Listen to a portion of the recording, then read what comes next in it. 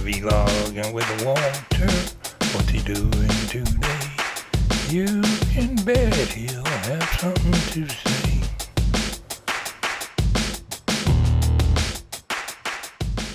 Feed my critters this morning. I've been producing a new series of videos on YouTube called What's on the Table. Today I put up a British what the hell is it? If you don't know what that is, you got to go over to my channel and watch it. But I got one genuine British what the hell on there today. Well, this kind of drizzly, rainy day, I thought I'd share a quick story with you.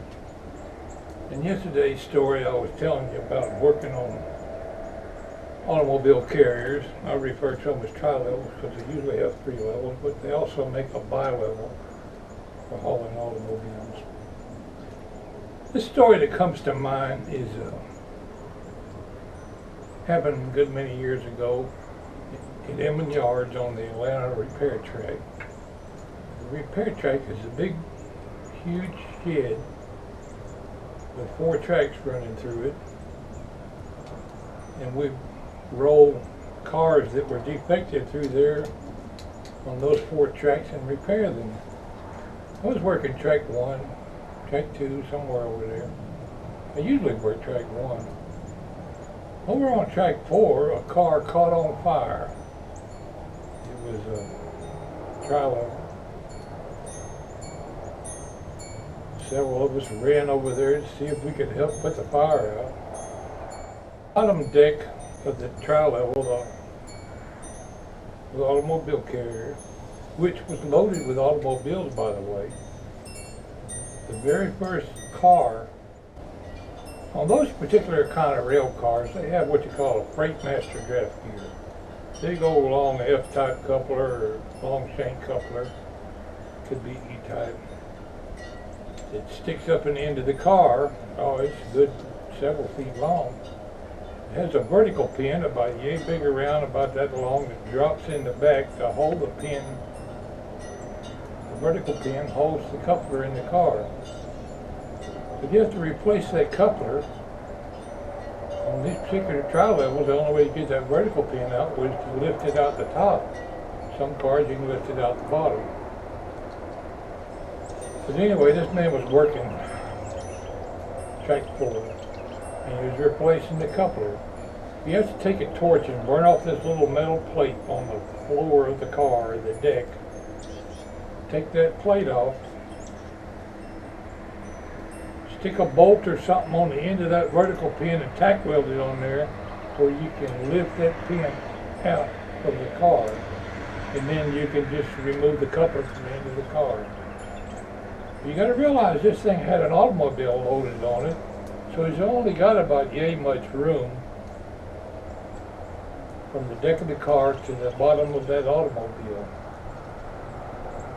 He gets the plate burned off the vertical pin cover, welds it, gets his welder out, and goes in there to weld a bolt on the end of that vertical pin where he can lift it out and replace the coupler. Well, as soon as he got under there and put his welding hood down and took that arc welder and went to weld that little bolt on that vertical pin, the end of his arc welded, the end of his welding rod struck the bottom of the gas tank of that automobile.